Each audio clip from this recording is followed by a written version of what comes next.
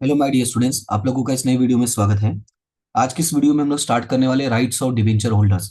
इसके पहले हम लोगों ने प्रोसीजर रीड किया था और इसके पहले हम लोगों ने टाइप्स ऑफ डिबेंचर और बेसिक डिबेंचर के बारे में बेसिक रीड किया था, जिसमें मैंने आपको दो कैरेक्टरिस्टिक समझाए थे। एक जो था आपका इंट्रोडक्शन के बेसिस पर था और एक था आपका प्योरली डेफिनेशन के बेसिस पर।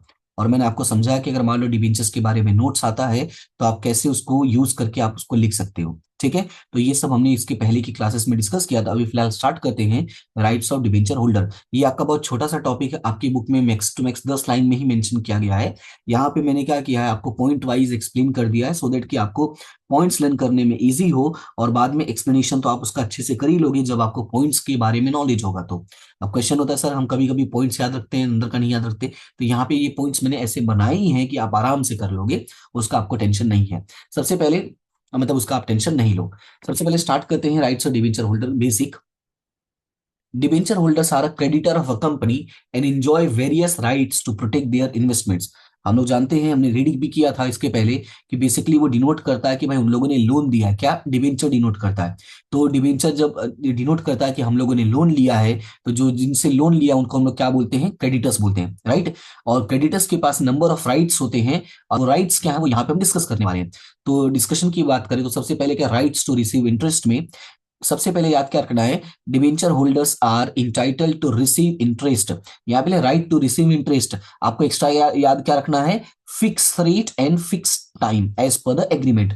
यानी जो रेट होता है वो भी फिक्स होता है और जो टाइम होता है वो भी फिक्स होता है।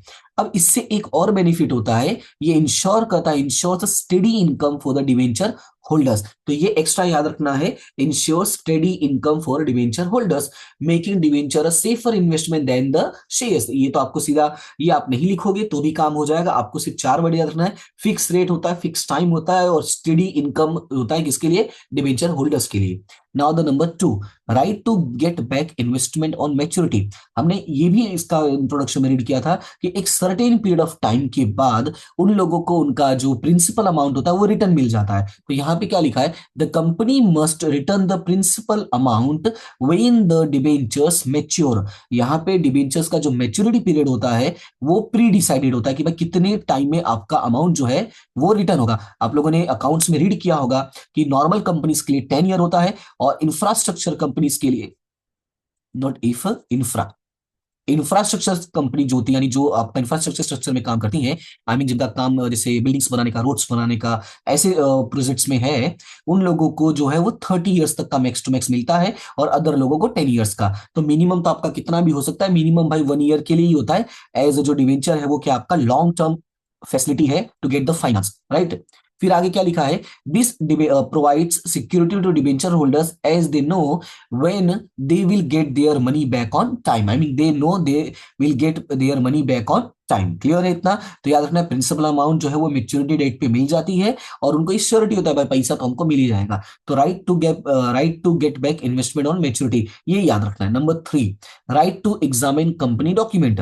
Debenture holders can inspect the company's document, important documents at its registered office. सीधी सी बात है, जब उनको ऐसा लगता है कि भाई अगर कुछ प्रॉब्लम है तो अपना इस राइट का यूज करके वो जाके चेक कर सकता है। ये ट्रांसपेरेंसी होती है तो वो जाके चेक कर सकते हैं कि कंपनी का जो हेल्थ है वो कैसा है, हेल्थ मतलब फाइनेंशियल स्टेटस कैसा है।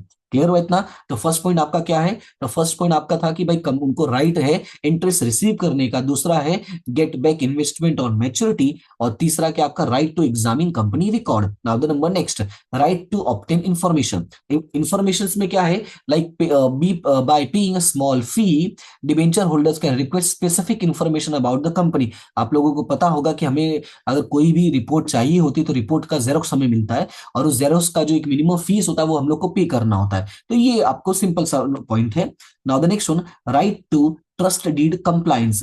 Debenture holder can ensure the company follows the provision of trust deed. Even debenture holder चाहे तो वो चेक कर सकते हैं वो ट्रस्ट डीड फॉलो कर रहे हैं या नहीं कर रहे हैं, मतलब चेक कर सकते हैं।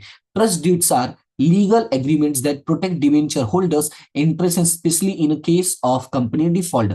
और ये जो ट्रस्ट डीड है वो इसीलिए बना है कि डिबेंचर्स के साथ कोई लॉस नहीं होना चाहिए, उनके पैसे उनको मिले, उनका इंटरेस्ट उनको मिले और उनके राइट्स का जो है वो लोग प्रॉपर यूज कर पाए। क्लियर है इतना? Now right to appoint debenture trustee, तो ये ट्रस्ट डीड हो गया है। अब वो ट्रस्ट डीड का एक यहाँ पे एक कहते हैं ना कि एक वन टाइप में पर्सन होता है जो हेड होता है, तो वो हेड को भी अपॉइंट करने का इनका काम है। तो यहाँ पे लिखा right to appoint debenture trustee, debenture holders have the right to appoint a trustee to safeguard their interest. Example में क्या लिखा है, तो एग्जाम्पल आप एक बार रीड कर लेना। यहाँ पे देखो क्या लिखा है, trustees act as a representatives of debenture holders ensuring that company acts in their best interest. सीधी सी बात है, वो अपॉइंट करने का, और जो पर्सन होगा ट्रस्टी होगा उसका काम ही है कि इस डिबेंचर होल्डर्स के लिए ही वो काम करेगा।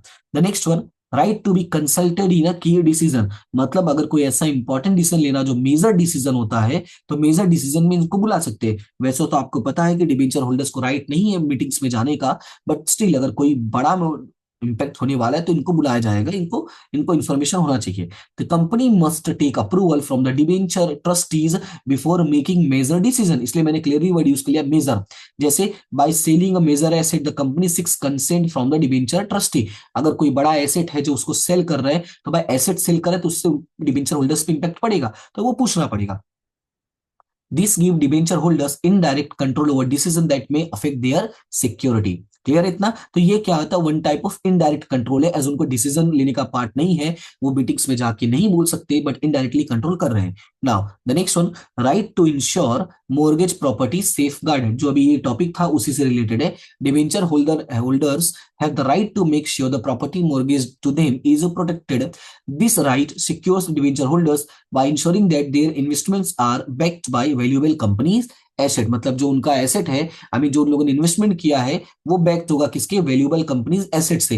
लाइक मॉर्गेज कर लेते हैं ना वो लोग, जैसे यहाँ पे लिखा है the company mortgages its land to debenture holders who ensure the land is not sold without the consent, मैंने कहा ना ऊपर वाले से ही रिलेटेड है।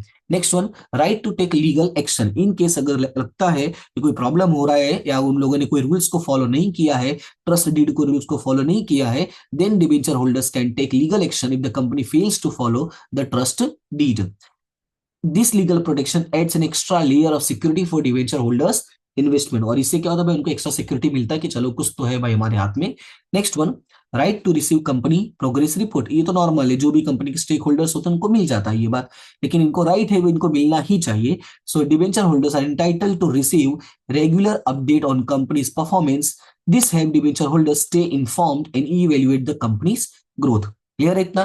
तो ये हो गया आपके 10 यहाँ पे राइट्स, और लास्ट राइट है आपका right to priority in liquidation. ये हमने रीड किया है कि इन केस अगर कंपनी लिक्विडेशन में जाती है तो डिबेंचर होल्डर्स का जो राइट होता है वो पहले होता है, यानी शेयर्स वालों से पहले, यानी जो शेयर होल्डर्स है उनसे पहले इनको पैसे मिलने का राइट होता है। This right provides additional security ensuring debenture holders get their money back before other stakeholder, मैंने क्लियरली बोला बाकी के जो कंपनी में स्टेक होल्डर्स है यानी कंपनी के लोग हैं उन लोगों से पहले इनको इनकी अमाउंट रिसीव कर लेंगे, जैसे शेयर होल्डर्स हो गए, प्रेफरेंस शेयर्स हो गए, इवन क्रेडिटर्स हो गए, तो उनसे पहले भी इनको पैसे मिल जाते हैं। क्लियर है इतना?